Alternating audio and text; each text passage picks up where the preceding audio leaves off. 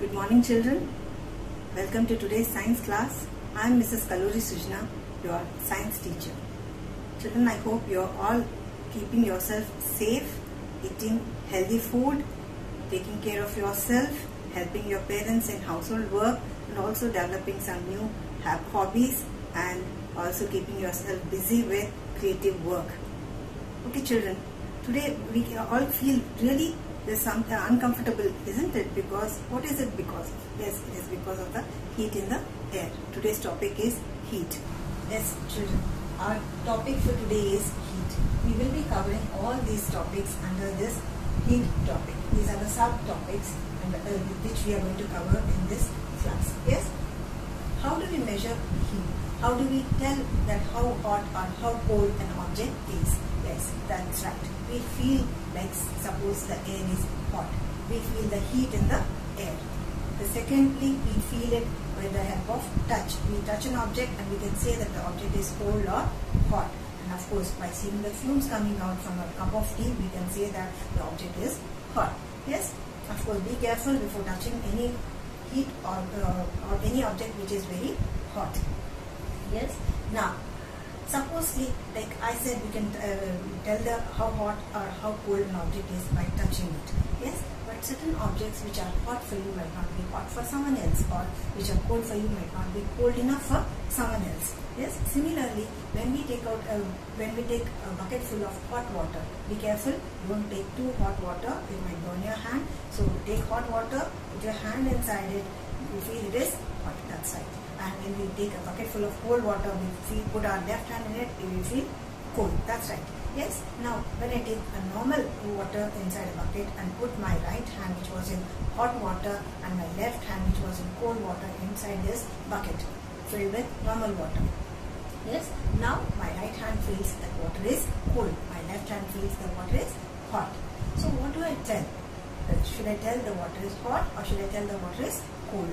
So we can say that this touch is not a reliable source to tell how hot or how cold an object is. So now you know exactly that the touch is not a reliable source to tell how hot or how cold an object is. So what is a reliable source? How can we tell that an object is cold or hot? We use a term known as temperature. With temperature gives us the exact measure of how cold or how hot an object is. And exactly like how we have for distance, we have units, for time we have units. Similarly, for temperature also we have got a unit. What is that unit? We have degree Celsius, another unit for temperature is degree Fahrenheit, another unit for temperature is Kelvin. All these are represented with capital letters because they come after the scientist's name. Anders Celsius gives us Celsius degree, Daniel Gabriel Fahrenheit gives us Fahrenheit degree, and then Lord Kelvin gives us this Kelvin. Yes. Here we can see that these two are represented with degree, whereas Kelvin is not represented with the degree. Yes. Now, how to measure this temperature? We have a device known as thermometer to measure this temperature. Children, thermometer is a device which is made up of a glass tube. It contains a mercury. Yes, and of course we can also call it as mercury thermometer. Earlier there were thermometers made out of water, alcohol, etc. Yes, but nowadays we use mercury thermometer because mercury is it expands extremely fast, even for very slight changes in the temperature, and it's shiny in nature. Mercury is a metal which is in liquid form at room temperature. We have got different types of thermometer, children, and today's class we are going to learn about clinical thermometer and laboratory thermometer.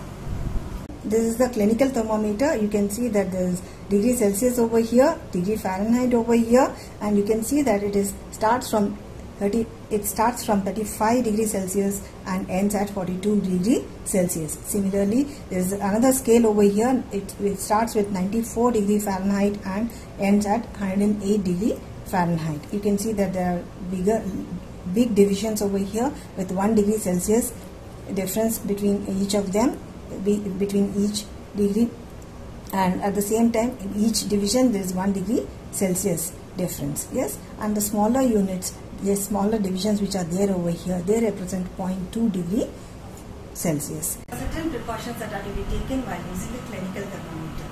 Firstly, we should always dip this thermometer inside an antiseptic solution before and after use, so that we avoid any kind of germs that are present before or after use in this or this thermometer. Yes.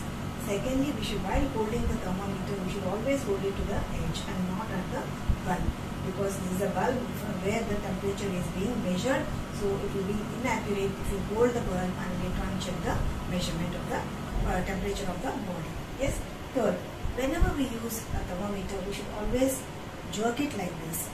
Jerk it 2-3 times, so that if in case the thermometer, the temperature was earlier recorded and then it was lying there, it will go back to below 35 degrees Celsius. It will go below that, and then we can measure the temperature of the body. Exact measurement will be there. Yes.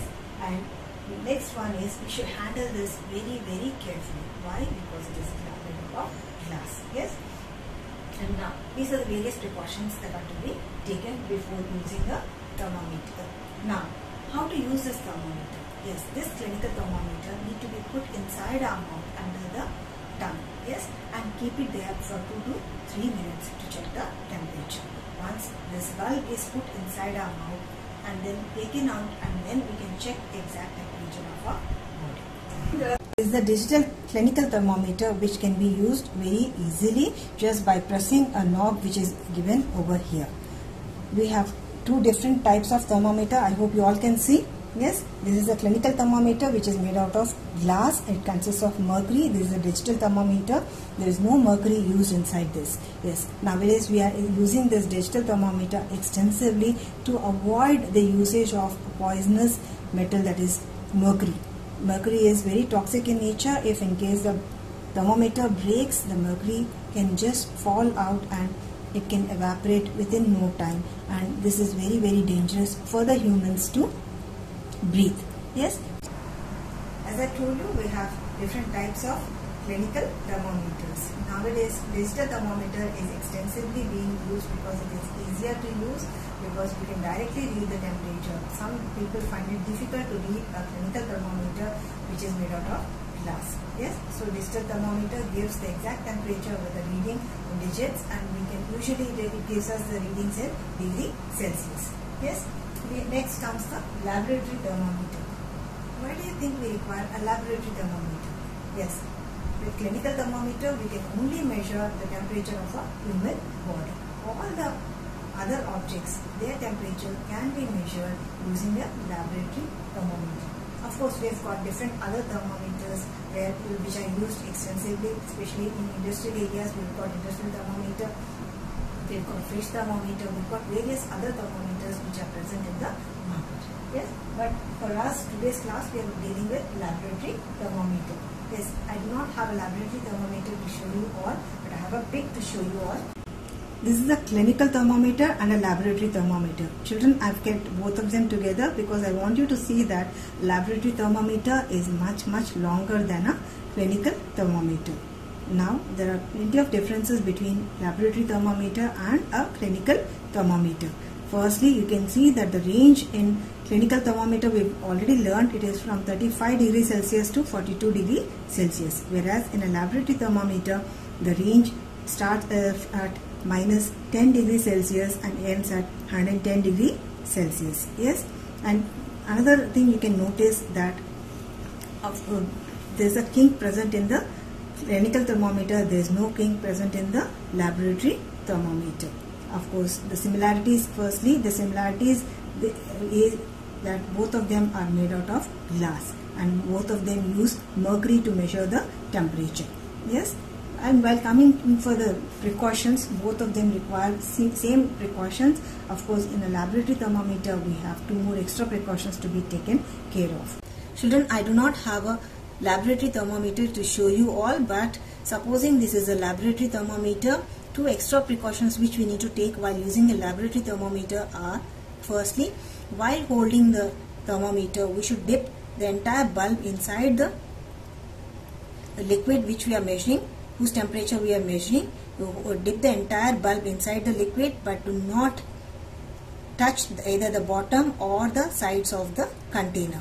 Yes, by that if we touch, we do not measure the exact temperature of that particular liquid. So these two are the two things. Firstly, to hold it upright. Second is not to touch either the bottom or the sides of the container. One more precaution we need to take while using thermometers is that while holding the thermometer, it should always be at your eyesight. They should be in line with your eyes. While you are holding the thermometer, it should be in line with the eyes, and then only you should check the temperature.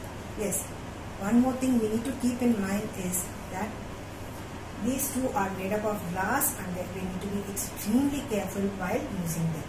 Yes, now you might ask, why can't I use a clinical thermometer to check the temperature of other objects?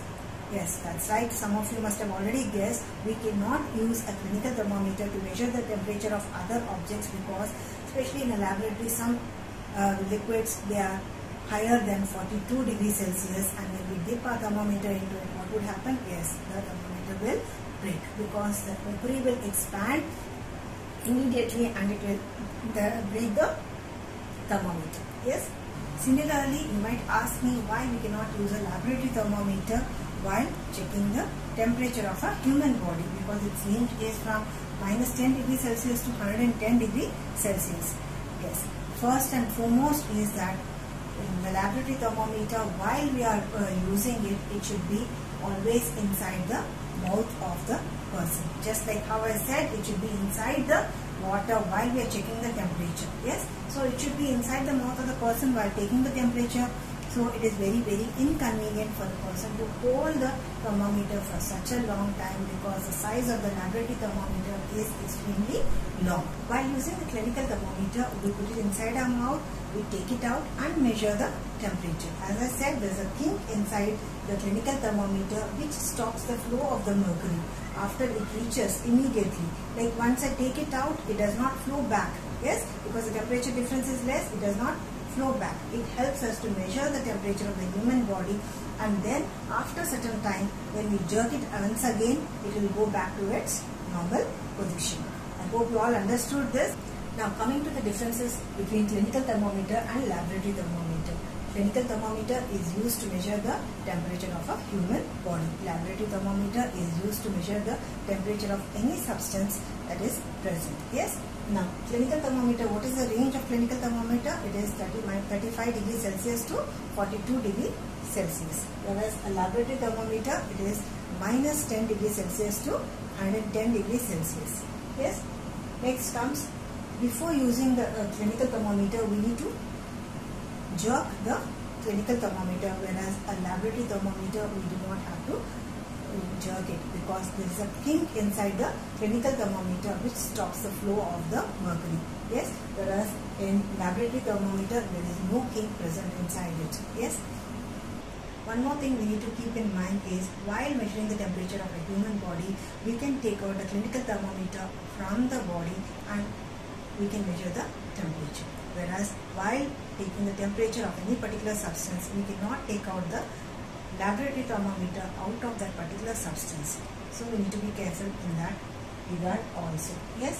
So these are the differences between clinical thermometer and laboratory thermometer. This is the maximum and minimum thermometer. Here in this we can measure the temperature of a day, the maximum temperature of a day and a minimum temperature of a day. There's another thing known as thermal body scanner. We hear of this now because of the coronavirus. Yes, we see it in the airports. People use it to detect the temperature of the body. Yes, how is it done? Here a camera is there. It clicks the picture of the face, and then the scanner detects the temperature of that particular person, and the temperature reading can be seen immediately in the digital form. Yes, it helps us to find out the temperature of the body. I hope you all enjoyed today's topic and understood about various thermometers, the similarities, differences between the various thermometers. Thank you all.